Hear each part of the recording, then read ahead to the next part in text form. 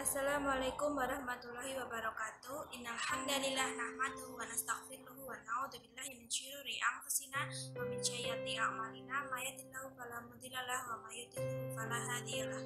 Asyhadu an la ilaha illallah wa asyhadu anna Muhammadar Rasulullah. Allahumma shalli ala Muhammad wa ala ali Muhammad. Teman-teman yang dirahmati Allah Subhanahu wa taala, marilah kita panjatkan puja dan puji syukur kepada Allah Subhanahu wa taala atas limpahan rahmat dan karunia-Nya kepada kita semua, serta tak lupa selawat serta salam kepada junjungan kita Nabi Agung Nabi Muhammad sallallahu alaihi wasallam. Semoga di hari akhir nanti kita semua mendapatkan syafaatnya. Amin ya rabbal alamin. Yang terhormat Bapak Ahmad Muhammad Musta'in Nasoha selaku dosen pembimbing mata kuliah Pancasila, saya ucapkan banyak terima kasih kepada Bapak karena pada kesempatan kali ini saya bisa menyampaikan materi mengenai cinta tanah air dari sudut pandang Islam. Yang pertama yaitu pengertian cinta tanah air. Nasionalisme berasal dari kata nation pada bahasa Inggris yang berarti bangsa. Menurut Kamus Besar Bahasa Indonesia, kata bangsa memiliki beberapa arti. Yang pertama, kesatuan orang yang bersamaan asal keturunan, adat, bahasa dan sejarahnya serta berpemerintahan sendiri. Yang kedua, golongan manusia, binatang atau tumbuh-tumbuhan yang mempunyai asal-usul yang sama dan sifat khas yang sama atau bersamaan. Yang ketiga, kumpulan manusia yang biasanya terikat karena kesatuan bangsa dan kebudayaan dalam arti umum dan biasanya menempati wilayah tertentu di muka bumi. Istilah nasionalisme yang telah diserap ke dalam bahasa Indonesia memiliki dua pengertian, yaitu paham atau ajaran untuk mencintai bangsa dan negeri sendiri dan juga kesadaran keanggotaan dalam suatu bangsa yang secara potensial atau aktual bersama-sama mencapai, mempertahankan, dan mengabdikan identitas, integritas, kemakmuran, dan kekuatan bangsa. Yang dimaksud nasionalisme dalam hal ini adalah nasionalisme dalam arti sempit. Nasionalisme juga bisa diartikan sebagai cinta tanah air. Al-Jurjani dalam kitabnya Al-Ta'rifat mendefinisikan tanah air dengan al-watan al-asli. Maksudnya, al-watan al-asli yaitu tempat kelahiran seseorang dan negeri di mana ia tinggal di dalamnya. Dalil Al-Quran mengenai cinta tanah air. Yang pertama dalam Quran Surat Al-Qasas ayat 85. Innalladzi farada 'alaikal Qur'an faradtuka ila ma'ad. Artinya, sesungguhnya Allah yang mewajibkan atasmu melaksanakan hukum Al-Quran benar-benar akan mengembalikan kamu ke tempat kembali. Para musafir dalam menafsirkan kata ma'ad terbagi menjadi beberapa pendapat.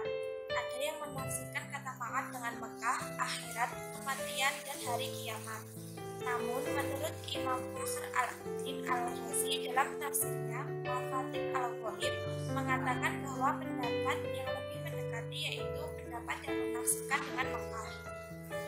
Syekh Ismail Haqi al-Hanafi al-Khalwati dalam tafsirnya Ruhul Bayan mengatakan di dalam tafsir Al-Qasas ayat 85 terdapat suatu petunjuk atau isyarat bahwa cinta tanah air adalah sebagian dari iman. Rasulullah Shallallahu Alaihi Wasallam dalam perjalanan hijrahnya ke Madinah banyak sekali menyebut kata tanah air, tanah air. Kemudian Allah Subhanahu Wa Taala mewujudkan permohonannya dengan kembalinya ke Mekah. Sahabat Umar radhiyallahu anha mengatakan, jika bukan karena cinta tanah air, niscaya akan rusak negeri yang besar. Maka sebab cinta tanah airlah dibangunlah negeri-negeri. Dalam Quran Surat An-Nisa ayat 66, walau anna katabna alaihim ani qatulu anfusakum aw ikhruju min diyarikum ma fa'aluhu illa qalilum minhum. Artinya, dan sesungguhnya jika seandainya kami perintahkan kepada mereka orang-orang munafik, bunuhlah diri kamu atau keluarlah dari kampung halaman kamu, niscaya mereka tidak akan melakukannya kecuali sebagian kecil dari mereka. Syekh Wahbah Al-Zuhaili dalam tafsirnya Al-Munir fil Aqidah wal Syariah wal Manhaj menyebutkan Di dalam firman-Nya terdapat isyarat akan cinta tanah air dan ketergantungan orang dengannya. Dan Allah menjadikan keluar dari kampung halaman sebanding dengan bunuh diri dan sulitnya hijrah dari tanah air. Dalam kitabnya yang lain, Tafsir Al-Wasit, Syekh Wahbah Al-Zuhaili mengatakan, di dalam firman Allah, keluarlah dari kampung halaman kamu, terdapat isyarat yang jelas akan ketergantungan hati manusia dengan negaranya, dan isyarat bahwa cinta tanah air adalah hal yang melekat di hati dan berhubungan dengannya. Karena Allah Subhanahu wa Ta'ala menjadikan keluar dari kampung halaman dan tanah air setara dengan bunuh diri. Kedua hal tersebut sama beratnya. Kebanyakan orang tidak akan membiarkan sedikit pun tanah dari negaranya manakala mereka dihadapkan pada penderitaan, ancaman, dan gangguan. Ayat Al-Quran selanjutnya yang menjadi dalil cinta tanah air menurut ahli tafsir kontemporer Syekh Muhammad Mahmud Al-Hijazi yaitu pada Quran Surat At-Taubah ayat 122 yang artinya, dan tidak sepatutnya orang-orang mukmin itu semuanya pergi ke medan perang. Mengapa sebagian dari setiap golongan di antara mereka tidak pergi untuk memperdalam pengetahuan agama mereka dan untuk memberi peringatan kepada kaumnya apabila mereka telah kembali, agar mereka dapat menjaga dirinya. Syekh Muhammad Mahmud Al-Hijazi dalam tafsir Al-Badri menjelaskan bahwa ayat tersebut mengisyaratkan bahwa belajar ilmu adalah suatu kewajiban bagi umat secara keseluruhan. Kewajiban yang tidak mengurangi kewajiban jihad, dan mempertahankan tanah air juga merupakan kewajiban yang suci, karena tanah air membutuhkan orang yang berjuang dengan pedang atau senjata, dan juga orang yang berjuang dengan argumentasi dan dalil. Bahwasannya memperkokoh moralitas jiwa, menanamkan nasionalisme, dan gemar berkorban, mencetak generasi yang berwawasan cinta tanah air sebagian dari iman. Kita mempertahankannya adalah kewajiban yang suci. Inilah fondasi bangunan umat dan pilar kemerdekaan mereka. Kemudian yaitu dalil hadis yang berhubungan dengan cinta tanah air dari pandangan Islam. Diriwayatkan dari sahabat Anas bahwa Nabi Shallallahu Alaihi Wasallam ketika kembali dari bepergian dan melihat dinding-dinding Madinah, beliau mempercepat laju untanya.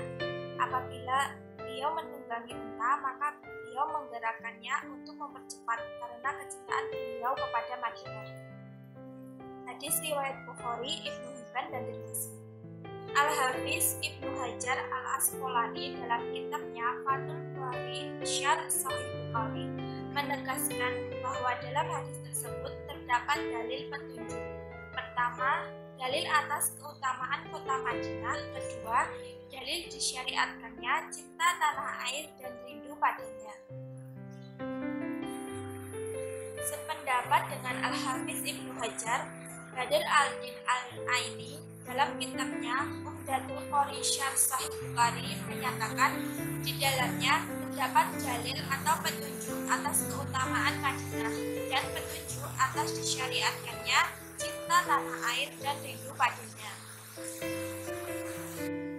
Imam Jalaluddin Al-Suyuti dalam kitabnya Al-Tawshih Syarh Jami Al-Sahih menyebutkan, bercerita kepadaku Sa'id Ibnu Abi Maryam, bercerita Muhammad bin Ja'far, ia berkata, mengkabarkan padaku Humaid bahwasannya ia mendengar Anas radhiyallahu anhu berkata, Nabi Shallallahu Alaihi Wasallam ketika kembali dari bepergian dan melihat tanjakan-tanjakan, beliau mempercepat laju untanya. Apabila beliau menunggangi unta, maka beliau menggerakkannya. Berkata Abu Abdillah Harith bin Umair dari Umair, beliau menggerakkannya atau untuk mempercepat karena kecintaan beliau pada Madinah. Bercerita kepadaku Utaibah, bercerita kepadaku Ismail dari Humaid dari Anas, ia berkata, dinding-dinding. Haris bin Umair mengikutinya. Sependapat dengan Ibnu Hajar Al-Asqalani, Imam Suyuti di dalam menjelaskan hadis sahabat Anas di atas memberikan komentar di dalamnya hadis tersebut terdapat unsur untuk disyariatkannya cinta tanah air dan merindukannya. Hadis riwayat Ibnu Ishaq sebagaimana disampaikan Abu Al-Qasim Syihabuddin Abdurrahman bin Ismail yang masyhur dengan Abu Syamah dalam kitabnya Syarhul Hadis Al-Muqtafa fi Mab'atsil Nabi Al-Mustafa sebagai berikut. Al-Suhaili mengatakan, dan di dalam hadis itu tentang Waraqah bahwasannya ia berkata kepada Rasulullah SAW, sungguh engkau akan didustakan. Nabi tidak berkata sedikit pun. Lalu ia berkata lagi, dan sungguh engkau akan disakiti. Nabi pun tidak berkata apapun. Lalu ia berkata, sungguh engkau akan dikusir. Kemudian Nabi menjawab, apa mereka akan mengusirku? Al-Suhaili mengatakan disinilah terdapat dalil atas cinta tanah air dan beratnya memisahkannya dari hati. Abdurrahman bin Husain al-Iraqi di dalam kitabnya Tasrib Fisyat Taqribil Asanid wa Tartibil Masanid pada hadis yang sama juga mengutip pendapat Al-Suhaili. Al-Suhaili berkata, disinilah terdapat dalil atas cinta tanah air dan beratnya memisahkannya dari hati. Pemaparan di atas menunjukkan bahwa cinta tanah air memiliki dalil yang bersumber dari Al-Quran dan hadis, sebagaimana ditegaskan oleh para ulama seperti Al-Hafidz Ibnu Hajar Al-Asqalani, Imam Jalaluddin Al-Suyuti, Abdurrahman Al-Iraqi, Syekh Ismail Haqi Al-Hanafi, dan yang lainnya, sehingga vonis cinta tanah air tidak dalilnya jelas tidak benar dan tidak berdasar. Selanjutnya yaitu pandangan ulama mengenai cinta tanah air. Cinta tanah air menurut para ahli fikih bahwa hikmah berhaji dan pahalanya yang besar karena mendidik jiwa menjadi lebih baik dengan meninggalkan tanah air dan keluar dari kebiasaannya. Dalam kitab Al-Zakirah Al-Qorafi menyatakan manfaat haji adalah mendidik diri dengan meninggalkan tanah air. Kemudian ulama Haji Muhammad Hasyim Asy'ari berhasil mencetuskan prinsip hubul watan minal iman, yaitu cinta tanah air adalah bagian dari iman. Konteksnya saat itu untuk membangkitkan nasionalisme rakyat Indonesia untuk mengusir para penjajah. Kiai Hasyim Asy'ari adalah ulama yang mampu membuktikan bahwa agama dan nasionalisme bisa saling memperkuat dalam membangun bangsa dan negara.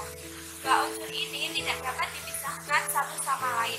Agama Islam memerlukan tanah air sebagai lahan dakwah dan menyebarkan agama, sedangkan tanah air memerlukan siraman-siraman nilai-nilai agama agar tidak tandus dan kering. Kiai Haji Said Abdul Siraj, menurutnya agama tanpa nasionalisme akan menjadi ekstrim, sedangkan nasionalisme tanpa agama akan kering. Hal ini terbukti ketika fenomena ekstremisme agama justru lahir dari orang dan kelompok orang yang terlalu eksklusif dan sempit dalam memahami agama tanpa memperhatikan realitas sosial kehidupan. Demikian yang bisa saya sampaikan. Apabila ada lebihnya mohon dikurangi, apabila ada kurangnya mohon ditambahi. Marilah kita akhiri dengan bacaan kafaratul majelis. Subhanaka Allahumma wa bihamdika asyhadu an la ilaha illa anta astaghfiruka wa atubu ilaik. Demikian yang bisa saya sampaikan. Wassalamualaikum warahmatullahi wabarakatuh.